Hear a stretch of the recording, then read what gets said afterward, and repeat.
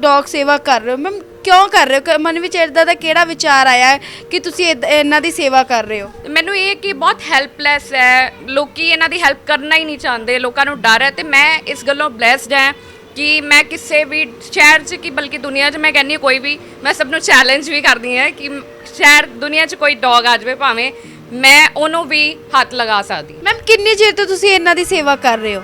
Around 15 to 16 years ਤੋਂ। ਤੇ ਮੇਰੇ ਘਰਦਿਆਂ ਨੂੰ ਬਿਲਕੁਲ ਹੀ ਡਰ ਨਹੀਂ ਸੀਗਾ। ਮੈਂ ਕਹੂੰਗੀ ਇਹ ਵੀ ਇੱਕ ਰੱਬ ਦੀ ਕੋਈ ਦੇਣ ਹੀ ਹੈ ਕਿ ਮੇਰੀ ਫੈਮਿਲੀ ਨੇ, ਮੇਰੇ ਮਦਰ ਜਿਹੜੇ ਹੁਣ ਇਸ ਦੁਨੀਆ 'ਚ ਨਹੀਂ ਰਹੇ, ਠੀਕ ਹੈ, ਉਹਨਾਂ ਨੇ ਮੈਨੂੰ ਬਹੁਤ ਲਾਈਕ ਐਨਕਰੇਜਮੈਂਟ ਦਿੱਤੀ ਕਿ ਬੇਟਾ ਜੋ ਤੂੰ ਕੰਮ ਕਰ ਰਹੀ ਹੈ ਨਾ ਬਿਲਕੁਲ ਸਹੀ ਕਰ ਰਹੀ ਹੈ। ਜਦੋਂ ਤੁਹਾਡੇ ਵਿਆਹ ਹੋ ਗਿਆ ਉਹ ਤੋਂ ਬਾਅਦ ਵੀ ਇਹ ਸੇਵਾ ਕਰੋਗੇ ਤੁਸੀਂ? ਐਗਜ਼ੈਕਟਲੀ, ਮਤਲਬ ਇਹ ਮੇਰੀ ਜ਼ਿੰਦਗੀ ਹੈ। ਮਤਲਬ ਮੈਂ ਇਹਨਾਂ ਲਈ ਸਭ ਕੁਝ ਛੱਡ ਸਕਦੀ ਹਾਂ, ਇਹਨਾਂ ਨੂੰ ਨਹੀਂ ਛੱਡ ਸਕਦੀ। ਮੈਂ ਇਹਨਾਂ ਲਈ ਬਹੁਤ ਸਟਰਗਲ ਕੀਤੀ ਹੈ। ਮਤਲਬ ਮੇਰੇ ਮੰਮਾ, ਮੈਂ ਤੇ ਮੇਰੇ ਪਾਪਾ, ਸਾਡੇ ਨਾਲ ਤਾਂ ਇਹੋ ਜਿਹੇ ਮਾੜੇ ਇਨਸੀਡੈਂਟ ਹੋ ਚੁੱਕਿਆ, ਅਸੀਂ 2-3 ਵਾਰੀ ਇੱਥੇ ਪੁਲਿਸ ਨੂੰ ਬੁਲਾ ਚੁੱਕੇ ਹਾਂ। ਫਸਟ ਕਲਾਸ ਦੇ ਇੱਕ ਬੱਚੇ ਨੂੰ ਵੀ dog is the most faithful animal in the world lesson ਪੜ੍ਹਾਇਆ ਜਾਂਦਾ ਹੈ। ਬੱਚਾ ਇੰਪਲੀਮੈਂਟ ਜ਼ਰੂਰ ਕਰੇਗਾ ਜੇ ਪੇਰੈਂਟਸ, ਉਹਦੀ ਫੈਮਿਲੀ ਉਹਨੂੰ ਐਨਕਰੇਜ ਕਰੇਗੀ। ਇਹ ਤੁਹਾਡੇ ਸੰਸਕਾਰ ਹੈ। ਤੇ ਮੈਮ ਜਿਵੇਂ ਤੁਸੀਂ ਕਿਹਾ ਵੀ ਹੈ ਨਾ ਇਹਨਾਂ ਨੂੰ ਫ੍ਰੈਕਚਰ ਹੋ ਜਾਂਦਾ, ਉਹਨੂੰ ਵੀ ਇਨਫੈਕਸ਼ਨ ਹੈ, ਤੇ ਮੈਮ ਇਹਨਾਂ ਦਾ ਖਰਚਾ ਫਿਰ ਕਿੱਦਾਂ ਕਰਦੇ ਹੋ ਤੁਸੀਂ? ਖਰਚਾ ਆਪਣੀ ਸੈਲਰੀ ਤੋਂ ਹੁੰਦਾ। ਸਾਰਾ ਕੁਝ ਆਪਣੇ ਤੇ ਡਿਪੈਂਡ ਹੈ। ਬਿਲਕੁਲ, ਮੈਂ ਕਿਸੇ ਤੋਂ ਡੋਨੇਸ਼ਨ ਕਦੀ ਵੀ ਨਹੀਂ ਮੰਗੀ। ਸਤਿ ਸ਼੍ਰੀ ਅਕਾਲ, ਤੁਸੀਂ ਦੇਖ ਰਹੇ ਹੋ ਤਾਂ ਸਿਟੀ ਹੈਡਲਾਈਨ ਤੇ ਮੈਂ ਹਾਂ ਨੇਹਾ ਮਲਿਕ। ਅੱਜ ਅਸੀਂ ਤੁਹਾਨੂੰ ਇੱਕ ਇਦਾਂ ਦੇ ਸ਼ਖਸ ਨਾਲ ਮਿਲਵਾਉਣ ਜਾ ਰਹੇ ਹਾਂ ਜਿਹਦੀ ਜਿੰਨੀ ਵੀ ਗੱਲ ਕਰੀਏ ਉਨੀ ਕੁ ਘੱਟ ਆ। ਇੱਕ ਟੀਚਰ ਹੋਣ ਦੇ ਨਾਲ ਨਾਲ ਉਹ ਇੱਕ ਜਿਹੜੀ ਸਮਾਜ ਸੇਵਾ ਕੀਤੀ ਜਾ ਰਹੀ ਹੈ ਉਹ ਵੀ ਕੀਤੀ ਜਾ ਰਹੀ ਹੈ ਉਹਨਾਂ ਮਾਸੂਮ ਦੀ ਜਿਹੜੇ ਉਹ ਬੋਲ ਨਹੀਂ ਸਕਦੇ, ਉਹ ਹੈਗੇ ਸਾਡੇ ਸਟਰੀਟ ਡੌਗਸ। ਤੇ ਜੇ ਗੱਲ ਕਰੀਏ ਉਮਰ ਦੀ, ਉਮਰ ਬਹੁਤ ਜ਼ਿਆਦਾ ਘੱਟ ਨੇ ਤੇ ਦੱਸ ਦਈਏ ਵੀ ਸਕੂਲ ਵਿੱਚ ਟੀਚਰ ਨੇ, ਨਾਮ ਦੀਪਿਕਾ ਆ। ਤੇ ਗੱਲਬਾਤ ਕਰਾਂਗੇ ਕਿੰਨੀ ਦੇਰ ਤੋਂ ਇਹ ਸੇਵਾ ਇਹਨਾਂ ਵੱਲੋਂ ਕੀਤੀ ਜਾ ਰਹੀ ਹੈ ਤੇ ਕਿਵੇਂ ਮਨ ਵਿੱਚ ਵਿਚਾਰ ਆਇਆ। ਸਤਿ ਸ਼੍ਰੀ ਅਕਾਲ। ਸਤਿ ਸ਼੍ਰੀ ਅਕਾਲ ਜੀ। ਵਧੀਆ ਵਧੀਆ। ਤਾਂ ਮੈਮ ਸਭ ਤੋਂ ਪਹਿਲਾਂ ਜਿਹੜੀ ਤੁਸੀਂ ਸਟਰੀਟ ਡੌਗ ਸੇਵਾ ਕਰ ਰਹੇ ਹੋ ਮੈਮ, ਕਿਉਂ ਕਰ ਰਹੇ ਹੋ? ਮਨ ਵਿੱਚ ਇਦਾਂ ਦਾ ਕਿਹੜਾ ਵਿਚਾਰ ਆਇਆ ਕਿ ਤੁਸੀਂ ਇਹਨਾਂ ਦੀ ਸੇਵਾ ਕਰ ਰਹੇ ਹੋ? ਮੈਂ ਇਹਨਾਂ ਦੀ ਸੇਵਾ ਇਸ ਲਈ ਕਰ ਰਹੀ ਹਾਂ ਕਿਉਂਕਿ ਇਹ ਬਿਲਕੁਲ ਹੈਲਪਲੈਸ ਹੈ, ਰਾਈਟ। ਹੁਣ ਜੇ ਇਹਨਾਂ ਨੂੰ ਕੋਈ ਪ੍ਰੋਬਲਮ ਹੋਈ ਹੈ, ਆਪਾਂ ਇੱਕ ਐਗਜ਼ਾਮਪਲ ਲੈਂਦੇ ਹਾਂ, ਉਹਨੂੰ ਕੋਈ ਪ੍ਰੋਬਲਮ ਹੋਈ ਹੈ, ਉਹਦਾ ਪੈਰ ਹੁਣੀ ਐਕਸੀਡੈਂਟਲੀ ਉਹਦਾ ਹਰਟ ਹੋਇਆ ਸੀਗਾ ਪੈਰ, ਠੀਕ ਹੈ, ਉਹ ਆਇਆ, ਮਤਲਬ ਬਿਲਕੁਲ ਕੁਆਇਟ, ਉਹ ਕੁਝ ਬੋਲ ਨਹੀਂ ਸਕਦਾ, ਕਿਸੇ ਨੂੰ ਕਹਿ ਨਹੀਂ ਸਕਦਾ ਕਿ ਮੇਰੇ ਇੱਥੇ ਚੋਟ ਲੱਗ ਗਈ, ਮੇਰੇ ਦਵਾਈ ਲਗਾ ਦਿਓ। ਉਹ ਆਇਆ, ਚੁੱਪ ਕਰਕੇ ਬੈਠ ਗਿਆ, ਦੈਟਸ ਇਟ, ਰਾਈਟ। ਮੈਨੂੰ ਇਹ ਕਿ ਬਹੁਤ ਹੈਲਪਲੈਸ ਹੈ, ਲੋਕੀ ਇਹਨਾਂ ਦੀ ਹੈਲਪ ਕਰਨਾ ਹੀ ਨਹੀਂ ਚਾਹੁੰਦੇ, ਲੋਕਾਂ ਨੂੰ ਡਰ ਹੈ। ਤੇ ਮੈਂ ਇਸ ਗੱਲੋਂ ਬਲੈਸਡ ਹਾਂ ਕਿ ਮੈਂ ਕਿਸੇ ਵੀ ਸ਼ਹਿਰ 'ਚ ਕਿ ਬਲਕਿ ਦੁਨੀਆ 'ਚ ਮੈਂ ਕਹਿੰਦੀ ਹਾਂ ਕੋਈ ਵੀ, ਮੈਂ ਸਭ ਨੂੰ ਚੈਲੰਜ ਵੀ ਕਰਦੀ ਹਾਂ ਕਿ ਸ਼ਹਿਰ ਦੁਨੀਆ 'ਚ ਕੋਈ ਡੌਗ ਆ ਜਾਵੇ ਭਾਵੇਂ, ਮੈਂ ਉਹਨੂੰ ਵੀ ਹੱਥ ਲਗਾ ਸਕਦੀ ਹਾਂ ਕਿਉਂਕਿ ਮੈਂ ਬਲੈਸਡ ਹਾਂ। ਤੇ ਮੈਂ ਚਾਹੁੰਦੀ ਹਾਂ ਕਿ ਮੇਰੀ ਬਲੈਸਿੰਗ ਜਿਹੜੀ ਹੈ ਨਾ ਇਹ ਕੰਮ ਆਏ ਇਹਨਾਂ ਦੇ ਤੇ ਇਹਨਾਂ ਦੀ ਜ਼ਿੰਦਗੀ ਸੁਧਰ ਜਾਏ। ਜੀ ਬਿਲਕੁਲ। ਮੈਮ ਕਿੰਨੇ ਚਿਰ ਤੋਂ ਤੁਸੀਂ ਇਹਨਾਂ ਦੀ ਸੇਵਾ ਕਰ ਰਹੇ ਹੋ? ਅਰਾਊਂਡ 15 to 16 ਇਅਰਸ ਤੋਂ। 15 ਤੋਂ। ਹਾਂਜੀ ਮੈਮ ਉਦੋਂ ਤਾਂ ਫਿਰ ਤੁਹਾਡੀ ਉਮਰ ਵੀ ਘੱਟ ਹੋਊਗੀ ਤੇ ਘਰਦਿਆਂ ਨੂੰ ਕहीं ਨਾ ਕਿਤੇ ਡਰ ਹੁੰਦਾ ਵੀ ਵੱਢ ਨਾ ਲੈਵੇ, ਸਾਡੀ ਕੁੜੀ ਛੋਟੀ ਹੈ, ਵੀ ਘਰ ਦੇ ਰੋਕਦੇ ਵੀ ਹੋਣਗੇ ਕਿਤੇ ਨਾ ਕਿਤੇ। ਐਗਜ਼ੈਕਟਲੀ, ਮੈਂ ਸੀਗੀ 20 ਸਾਲ ਦੀ ਜਦੋਂ ਮੈਂ ਇਹ ਕੰਮ ਸ਼ੁਰੂ ਕੀਤਾ ਸੀਗਾ and now I am of 35 years old, right. ਤੇ ਮੇਰੇ ਘਰਦਿਆਂ ਨੂੰ ਬਿਲਕੁਲ ਹੀ ਡਰ ਨਹੀਂ ਸੀਗਾ। ਮੈਂ ਕਹੂੰਗੀ ਇਹ ਵੀ ਇੱਕ ਰੱਬ ਦੀ ਕੋਈ ਦੇਣ ਹੀ ਹੈ ਕਿ ਮੇਰੀ ਫੈਮਿਲੀ ਨੇ, ਮੇਰੇ ਮਦਰ ਜਿਹੜੇ ਹੁਣ ਇਸ ਦੁਨੀਆ 'ਚ ਨਹੀਂ ਰਹੇ, ਠੀਕ ਹੈ, ਉਹਨਾਂ ਨੇ ਮੈਨੂੰ ਬਹੁਤ ਲਾਈਕ ਐਨਕਰੇਜਮੈਂਟ ਦਿੱਤੀ ਕਿ ਬੇਟਾ ਜੋ ਤੂੰ ਕੰਮ ਕਰ ਰਹੀ ਹੈ ਨਾ ਬਿਲਕੁਲ ਸਹੀ ਕਰ ਰਹੀ ਹੈ। ਤੇ ਬਲਕਿ ਤੂੰ ਵੀ ਮੈਨੂੰ ਚੰਗੇ ਪਾਸੇ ਲਗਾਇਆ ਕਿ ਇਹ ਸੇਵਾ, ਕਿਉਂਕਿ ਪਤਾ ਕੀ ਹੈ, we are very religious person, ਬਹੁਤ ਸਪਿਰਿਚੁਅਲ ਹੈ ਅਸੀਂ ਰੱਬ ਤੋਂ ਡਰਨ ਵਾਲੇ ਬੰਦੇ ਹਾਂ, ਠੀਕ ਹੈ। ਸਾਨੂੰ ਇਹ ਹੈਗਾ ਕਿ ਪੈਸਾ ਦੌਲਤ ਕੁਛ ਨਾਲ ਨਹੀਂ ਜਾਣੀ, ਸਿਰਫ ਆਪਣੇ ਕਰਮ ਨਾਲ ਜਾਣੇ ਹੈ, ਇਸ ਲਈ ਆਪਣੇ ਕਰਮ ਸੁਧਾਰੋ। ਇਸ ਲਈ ਮੇਰੇ ਪੈਰੈਂਟਸ ਨੇ, ਮੇਰੇ ਮਦਰ ਫਾਦਰ ਦੋਨਾਂ ਨੇ ਮੈਨੂੰ ਅੱਜ ਤੱਕ ਕਦੀ ਨਹੀਂ ਰੋਕਿਆ ਕਿ ਤੂੰ ਇਹ ਕੰਮ ਨਾ ਕਰ। ਜੀ ਬਿਲਕੁਲ। ਮੈਮ ਘਰ ਪਰਿਵਾਰ ਵਿੱਚ ਤੁਹਾਡੇ ਕੌਣ ਕੌਣ ਹੈ? ਜਿਵੇਂ ਕਿ ਤੁਹਾਡੇ ਮੰਮਾ ਤਾਂ ਤੁਹਾਡੇ ਵਿੱਚ ਨਹੀਂ ਰਹੇ, ਹੁਣ ਕੌਣ ਕੌਣ ਹੈ? ਸਾਡੇ ਘਰ ਵਿੱਚ ਪਾਪਾ, ਮੇਰੇ ਭਈਆ, ਭਾਬੀ, ਉਹਨਾਂ ਦੀ 2 ਡਾਟਰਸ ਹੈ ਤੇ ਮੈਂ। ਜੀ। ਤੇ ਮੈਮ ਜਿਵੇਂ ਤੁਹਾਡੇ ਮੰਮਾ ਨਹੀਂ ਰਹੇ ਤੇ ਉਹੀ ਤੁਹਾਨੂੰ ਜ਼ਿਆਦਾ ਐਪਰੀਸ਼ੀਏਟ ਕਰਦੇ ਸੀਗੇ, ਹੈ ਨਾ, ਫਿਰ ਕਿਤੇ ਨਾ ਕਿਤੇ ਅੱਜ ਫੀਲ ਨਹੀਂ ਹੁੰਦਾ ਕਿ ਮੰਮਾ ਹੁੰਦੇ ਤਾਂ ਮੈਨੂੰ ਦੇਖ ਕੇ ਕਿੰਨਾ ਜ਼ਿਆਦਾ ਖੁਸ਼ ਹੁੰਦਾ ਕਿ ਅੱਜ ਮੈਂ ਇੰਨੀ ਜ਼ਿਆਦਾ ਸੇਵਾ ਕਰ ਰਹੀ ਹਾਂ। ਬਹੁਤ ਲੋਕਾਂ ਨੇ ਇਹਨਾਂ ਨੂੰ ਦੇਖਿਆ ਵੀ ਹੋਊਗਾ ਕਿ ਰੀਸੈਂਟਲੀ ਜਿਹੜਾ ਉਹ ਕੇਸ ਆਇਆ ਸੀਗਾ ਛੋਟੇ ਜਿਹੇ ਬੇਬੀ ਡੌਗ ਨੂੰ ਜਿਹੜਾ ਇੱਕ ਲੇਡੀ ਵੱਲੋਂ ਮਾਰੀ ਗਈ ਸੀਗੀ ਤੇ ਇੰਨਾ ਕੁ ਪਪੀ ਸੀਗਾ, ਮਤਲਬ 20 ਡੇਜ਼ ਦਾ ਤੁਸੀਂ ਕਹਿ ਲਓ। ਤੇ ਮਤਲਬ ਮੈਂ ਹੈਰਾਨ ਹੈ ਕਿ ਲੇਡੀ ਆਪ 2 ਬੱਚਿਆਂ ਦੀ ਮਦਰ ਹੋਣ ਤੋਂ ਬਾਵਜੂਦ ਵੀ ਉਹਨੇ ਫੁੱਟਬਾਲ ਦੀ ਤਰ੍ਹਾਂ ਬੱਚੇ ਨੂੰ ਲੱਤ ਮਾਰੀ, ਉਸ ਬੱਚੇ ਨੂੰ ਜਿਹਦੇ ਦੰਦ ਵੀ ਨਹੀਂ ਆਏ, ਜਿਹੜਾ ਕੱਟਣ ਦਾ ਵੀ ਕੋਈ ਚਾਂਸ ਨਹੀਂ ਸੀਗਾ। ਐਂਡ ਉਹ ਲੇਡੀ ਮਤਲਬ ਉਹਦੀ ਡੌਗ ਦੀ ਗਲਤੀ ਕੀ ਸੀਗੀ, ਉਹ ਪੱਪੀ ਦੀ ਗਲਤੀ ਇਹ ਸੀ ਕਿ ਉਹ ਬਸ ਉਹ ਖੇਲਦਾ ਖੇਲਦਾ ਉਹਦੇ ਗੇਟ ਦੇ ਅੰਦਰ ਚਲੇ ਗਿਆ, ਹੈ ਨਾ। ਤੇ ਇਹ ਤਾਂ ਮਤਲਬ ਸਾਡੇ ਬੱਚੇ ਕਿੰਨੀਆਂ ਕੁ ਗਲਤੀਆਂ ਕਰ ਦਿੰਦੇ ਆ। ਸਾਡਾ ਮੋਬਾਈਲ ਉੱਪਰੋਂ ਕੋਈ ਨੀਚੇ ਸਿੱਟ ਦੇਗਾ ਤੇ ਅਸੀਂ ਆਪਣੇ ਬੱਚੇ ਦੀ ਜਾਨ ਲੈ ਲਾਂਗੇ, ਰਾਈਟ। ਤੇ ਉਹਨੇ ਫੁੱਟਬਾਲ ਦੀ ਤਰ੍ਹਾਂ ਐ ਲੱਤ ਮਾਰੀ ਕਿ ਉਹ ਕਾਰ ਦੇ ਵਿੱਚ ਉਹਦਾ ਸਿਰ ਹਿੱਟ ਕੀਤਾ ਐਂਡ ਔਨ ਦਾ ਸਪੌਟ ਉਹਦੀ ਬ੍ਰੇਨ ਦੀ ਜਿਹੜੀ ਬੋਨ ਆ ਉਹ ਟੁੱਟ ਗਈ ਸੀ ਜੀ, ਤੇ ਜਿਸ ਕਰਕੇ ਉਹਨਾਂ ਦੀ ਡੈਥ ਹੋ ਗਈ ਉਸੇ ਟਾਈਮ। ਤੇ ਮੈਮ ਅੱਜ ਕਿਵੇਂ ਲੱਗਦਾ ਵੀ ਅੱਜ ਤੁਹਾਡੇ ਮੰਮਾ ਹੁੰਦੇ ਤਾਂ ਕੀ ਕਰਦੇ? ਰੀਅਲੀ ਮਤਲਬ ਮੇਰੇ ਮੰਮਾ ਹੁੰਦੇ ਤਾਂ ਉਹਨਾਂ ਨੇ ਕਹਿਣਾ ਸੀਗਾ ਕਿ ਬੇਟਾ ਇਹ ਜਿਹੜਾ ਮਤਲਬ ਜਿਸ ਪਰਪਸ ਕਰਕੇ ਤੇਰੀ ਇੰਟਰਵਿਊ ਹੋ ਰਹੀ ਹੈ ਨਾ, ਜ਼ਿੰਦਗੀ ਦਾ ਜਿਹੜਾ ਮਤਲਬ ਮੁਕਾਮ ਹੈ ਨਾ, ਜਿਹੜਾ ਏਮ ਹੈ ਉਹ ਅਚੀਵ ਹੋ ਗਿਆ। ਇਹ ਤੋਂ ਵੱਧ ਕੇ ਹੁਣ ਕੁਝ ਨਹੀਂ ਚਾਹੀਦਾ ਰੀਅਲੀ। ਮਤਲਬ ਮੈਂ ਕਹੂੰਗੀ ਮੇਰੇ ਕਾਨਾ ਜੀ ਰਾਧਾ ਰਾਣੀ ਇੱਥੇ ਬੈਠੇ ਆ ਨਾ, ਮੈਨੂੰ ਕੁਝ ਨਹੀਂ ਚਾਹੀਦਾ। ਮਤਲਬ ਅੱਜ ਮੇਰੀ ਜ਼ਿੰਦਗੀ ਬਣ ਗਈ ਹੈ। ਮਤਲਬ ਇੰਨਾ ਜ਼ਿਆਦਾ ਪ੍ਰਾਊਡ ਹੁੰਦਾ ਅੱਜ ਤੁਹਾਡੀ ਮੰਮਾ ਨੂੰ ਕਿ ਇੱਕ ਵਾਰੀ ਫੇਰ ਜਿਵੇਂ ਕਹਿੰਦੇ ਨਾ ਬੰਦਾ ਦੁਬਾਰਾ ਜਨਮ ਲੈ ਲੈਂਦਾ ਉਸ ਟਾਈਪ ਦਾ। ਬਿਲਕੁਲ ਐਂਡ ਆਈ ਐਮ ਸ਼ੋਰ ਕਿ ਮੰਮਾ ਹੁਣ ਜਿਸ ਵੀ ਰੂਪ 'ਚ ਹੋਣਗੇ। ਐਂਡ ਪਤਾ ਮੇਰੇ ਮੰਮਾ ਦੀ ਡੈਥ ਕਿਵੇਂ ਹੋਈ, early morning I just woke up, ਪਾਪਾ ਨੇ ਨੌਕ ਕੀਤਾ, ਬੇਟਾ ਤੇਰੇ ਮੰਮੀ ਨੂੰ ਕੁਝ ਹੋ ਗਿਆ। ਐਂਡ ਮੇਰੇ ਬੀਐਡ ਦੇ ਫਾਈਨਲ ਐਗਜ਼ਾਮ ਚੱਲ ਰਹੇ ਸੀਗੇ, ਮਤਲਬ 17th of Feb 2021 ਮੇਰਾ first final exam C. My mother died on 18th of Feb 19 ਨੂੰ ਮੇਰਾ ਦੂਸਰਾ ਐਗਜ਼ਾਮ ਸੀ। ਮਤਲਬ ਐਂਡ ਟੀਚਰਸ ਦੇ ਮੈਨੂੰ ਕਾਲਸ ਆਉਣ ਲੱਗੇ। ਮੈਂ ਕਹਿਤਾ ਸੀ ਇਸ ਕੰਡੀਸ਼ਨ 'ਚ ਮੈਂ ਪੇਪਰ ਨਹੀਂ ਦੇ ਸਕਦੀ। ਮੇਰੀ ਬੀਐਡ ਮੈਂ ਕੀਤੀ ਹੈ ਮਾਲਵਾ ਕਾਲਜ ਤੋਂ, ਠੀਕ ਹੈ, Malwa central college for woman. And ਮਤਲਬ ਟੀਚਰਸ ਦੀ ਕਾਲ ਆਉਣ ਲੱਗੀ, ਬੇਟਾ ਤੇਰੇ ਮੰਮਾ ਦਾ ਸੁਪਨਾ ਹੈ। ਉਹਨਾਂ ਦੇ ਇੰਨੇ ਵਰਡ ਸੁਣ ਕੇ ਨਾ ਆਈ ਪ੍ਰੀਪੇਅਰਡ ਮਾਈ ਮਾਈਂਡ ਕਿ ਨਹੀਂ ਮੈਂ ਪੇਪਰ ਦੇਣਾ ਹੀ ਦੇਣਾ, ਕਿਉਂਕਿ ਮੇਰੇ ਮੰਮਾ ਚਾਹੁੰਦੇ ਸੀ ਬੇਟਾ ਤੂੰ ਬੀਐਡ ਕਰਕੇ ਨਾ ਕਿਸੇ ਅੱਛੇ ਸਕੂਲ 'ਚ ਕਨਵੈਂਟ 'ਚ ਜੌਬ ਕਰ। ਮਤਲਬ ਮੰਮੀ ਜੋ ਮੂੰਹ ਕੱਢਦੇ ਸੀ ਨਾ, ਤੁਸੀਂ ਮੰਨੋਗੇ ਭਗਵਾਨ ਨੇ ਸਭ ਕੁਝ ਸੱਚ ਕੀਤਾ। ਐਂਡ ਇਹ ਅੱਜ ਦਾ ਦਿਨ ਹੈ ਨਾ, ਮੰਮਾ ਨੇ ਇਹੀ ਕਹਿਣਾ ਸੀ ਬੇਟਾ ਤੇਰੀ ਜ਼ਿੰਦਗੀ ਬਣ ਗਈ ਹੈ, ਤੇਰੀ ਜ਼ਿੰਦਗੀ ਦਾ ਮਕਸਦ ਜਿਹੜਾ ਹੈਗਾ ਨਾ ਉਹ ਪੂਰਾ ਹੋ ਗਿਆ ਜੀ। ਬਿਲਕੁਲ ਕਿ ਅੱਜ ਤੇਰੇ ਘਰ ਤੇਰੀ ਇੰਟਰਵਿਊਜ਼ ਹੋ ਰਹੀਆਂ, ਤੇਰੀ ਇੱਕ ਤੂੰ ਮਤਲਬ ਮੈਂ ਕਹਿੰਦੀ ਹਾਂ ਚੌਥੇ ਮਹੱਲੇ 'ਚ ਜਿਹੜੇ ਡੌਗ ਨੂੰ ਕਦੀ ਮੈਂ ਮਿਲੀ ਨਹੀਂ ਤੇ ਮੈਂ ਉਹਦਾ ਕੇਸ ਸੋਲਵ ਕਰਵਾ ਕੇ ਆ ਰਹੀ ਹਾਂ। ਇਹ ਕੀ ਹੈ? ਇਹ ਸਭ ਉਹਨਾਂ ਦਾ ਬਣਾਇਆ ਹੋਇਆ ਰਸਤਾ ਹੈ ਜੀ। ਉਹਨਾਂ ਨੇ ਜ਼ਰੀਆ ਬਣਾਇਆ, ਉਹਨਾਂ ਨੇ ਮੇਰਾ ਜ਼ਰੀਆ ਬਣਾਇਆ ਕਿ ਮੈਂ ਇਸ ਧਰਤੀ ਤੇ ਆਈ ਹਾਂ ਕਿ ਮੈਂ ਪਤਾ ਨਹੀਂ ਕਿਹਦੀ ਮਦਦ ਕਰਨੀ, ਮੇਰਾ ਪਤਾ ਨਹੀਂ ਕਿੱਥੇ ਮੇਰੀ ਕੰਟਰੀਬਿਊਸ਼ਨ ਹੋਏਗੀ। ਬਿਲਕੁਲ ਮੈਮ ਉਮੀਦ ਸੀਗੀ ਇੰਨੇ ਥੋੜੇ ਟਾਈਮ ਦੇ ਵਿੱਚ ਮੰਮਾ ਤੁਹਾਨੂੰ ਛੱਡ ਜਾਣਗੇ ਇਕੱਲਾ, ਉਹ ਵੀ ਇੰਨਾ ਪਰਿਵਾਰ ਨੂੰ ਸਾਂਭਣ ਲਈ? ਉਮੀਦ ਮੈਂ ਇੱਕ ਗੱਲ ਕਹਾਂ, ਮੈਂ ਅੱਜ ਤੱਕ ਕਦੀ ਨਾ ਭਗਵਾਨ ਤੋਂ ਡਿਮਾਂਡਸ ਨਹੀਂ ਕੀਤੀਆਂ। ਲੋਕੀ ਪ੍ਰਾਰਥਨਾ ਕਰਦੇ ਆ ਭਗਵਾਨ ਇੱਦਾਂ ਕਰੋ ਮੈਨੂੰ ਨਾ ਗੱਡੀ ਦੇ ਦਿਓ, ਮੈਨੂੰ ਬੰਗਲਾ ਦੇ ਦਿਓ। ਮੈਂ ਅੱਜ ਤੱਕ ਭਗਵਾਨ ਨੂੰ ਕਦੀ ਵੀ ਪੂਜਾ ਕੀਤੀ ਹੈ ਨਾ, ਸਵੇਰੇ ਪ੍ਰਾਰਥਨਾ ਕਰਕੇ ਹੀ ਮੰਗਿਆ ਕਿ ਸਾਰਿਆਂ ਦਾ ਧਿਆਨ ਰੱਖੀ, ਸਭ ਨੂੰ ਸਿਹਤਮੰਦ ਰੱਖੀ, ਕਿਉਂਕਿ ਹੈਲਥ ਇਜ਼ ਵੈਲਥ। ਇਹਨਾਂ ਕਰਕੇ ਵੀ ਕਿ ਇਹਨਾਂ ਦਾ ਵੀ ਧਿਆਨ ਤੁਸੀਂ ਰੱਖਣਾ ਹੈ, ਠੀਕ ਹੈ। ਤੇ ਉਮੀਦ ਹੁਣ ਦੇਖੀ ਜਾਵੇ ਮੰਮਾ ਦੇ ਜਾਣ ਦੀ ਬਿਲਕੁਲ ਉਮੀਦ ਨਹੀਂ ਸੀ, ਬਟ ਮੈਂ ਵੀ ਕਹਾਂ ਮੈਂ ਕਦੋਂ ਚਲ ਜਾਣਾ ਮੇਰਾ ਵੀ ਨਹੀਂ ਕਿਸੇ ਨੂੰ ਪਤਾ ਲੱਗਣਾ। ਕੋਈ ਕਦੋਂ ਜਾ ਰਿਹਾ ਹੈ, ਇਹ ਕਦੋਂ ਜਾ ਰਿਹਾ। ਮੰਮਾ ਤੋਂ ਬਾਅਦ ਡੌਗ ਦਾ ਉਹ ਪੈਰਾਲਾਈਜ਼ਡ ਵਾਲਾ ਕੇਸ ਆਇਆ, ਠੀਕ ਹੈ, ਕਿਸੇ ਨੂੰ ਪਤਾ ਨਹੀਂ ਸੀਗਾ ਇੱਦਾਂ ਕਾਰ ਹਿੱਟ ਕਰੇਗੀ, ਪੈਰਾਲਾਈਜ਼ਡ ਹੋ ਕੇ ਇੱਥੇ ਹੀ ਆ ਜਾਏਗੀ, ਠੀਕ ਹੈ। ਤੇ ਕੋਈ ਐਕਸਪੈਕਟੇਸ਼ਨਸ ਮਤਲਬ ਲਾਈਫ ਤੋਂ ਰੱਖਣੀਆਂ ਹੀ ਨਹੀਂ ਚਾਹੀਦੀਆਂ, ਠੀਕ ਹੈ, ਤੇ ਮੈਂ ਰੱਖਦੀ ਵੀ ਨਹੀਂ ਸੀਰੀਅਸਲੀ। ਕੁਝ ਨਹੀਂ ਪਤਾ ਕਿਸੇ ਦਾ ਕਿ ਕਦੋਂ ਬੁਲਾਵਾ ਆ ਜਾਏ। ਜਿਵੇਂ ਮੈਮ ਹੁਣ ਤੁਸੀਂ ਪਹਿਲਾਂ ਸਾਨੂੰ ਦੱਸਿਆ ਆਫ ਕੈਮਰਾ ਕਿ ਤੁਹਾਡੀ ਮੈਰਿਜ ਹੋਣ ਵਾਲੀ ਹੈ, ਸਭ ਤੋਂ ਪਹਿਲਾਂ ਤਾਂ ਬਹੁਤ ਬਹੁਤ ਵਧਾਈਆਂ। Thank you so much. So ma'am ਜਦੋਂ ਤੁਹਾਡੇ ਵਿਆਹ ਹੋ ਗਿਆ ਉਹ ਤੋਂ ਬਾਅਦ ਵੀ ਇਹ ਸੇਵਾ ਕਰੋਗੇ ਤੁਸੀਂ? ਐਗਜ਼ੈਕਟਲੀ, ਮਤਲਬ ਇਹ ਮੇਰੀ ਜ਼ਿੰਦਗੀ ਹੈ। ਬਿਲਕੁਲ, ਮਤਲਬ ਮੈਂ ਇਹਨਾਂ ਲਈ ਸਭ ਕੁਝ ਛੱਡ ਸਕਦੀ ਹਾਂ, ਇਹਨਾਂ ਨੂੰ ਨਹੀਂ ਛੱਡ ਸਕਦੀ।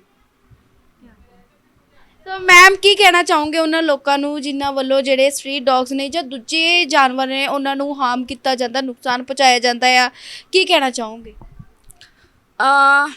ਹੁਣ ਇਹ ਹੈ ਕਿ ਮਤਲਬ ਬੀਇੰਗ ਅ ਰਿਲੀਜੀਅਸ ਪਰਸਨ, ਜੇ ਤੁਹਾਨੂੰ ਭਗਵਾਨ ਦਾ ਥੋੜ੍ਹਾ ਬਹੁਤਾ ਵੀ ਡਰ ਹੈ, ਪਹਿਲੀ ਗੱਲ ਤਾਂ ਕਿ ਸਾਡੇ ਧਰਮ 'ਚ ਕਿਹਾ ਗਿਆ ਹੈ ਕਿ 84 ਲੱਖ ਜੂਨੀਆਂ ਦੇ ਬਾਅਦ ਤੁਹਾਨੂੰ ਇਨਸਾਨ ਦਾ ਜਨਮ ਮਿਲਦਾ, ਠੀਕ ਹੈ।